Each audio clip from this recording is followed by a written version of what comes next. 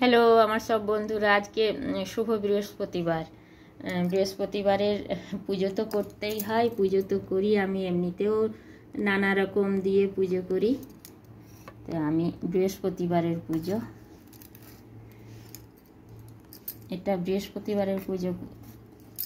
বৃহস্পতিবার মা লক্ষ্মীর পুজো। পরমান্ন বানিয়েছি, পরমান্ন জল গ্লাস ওনাদেরকে দিয়েছি।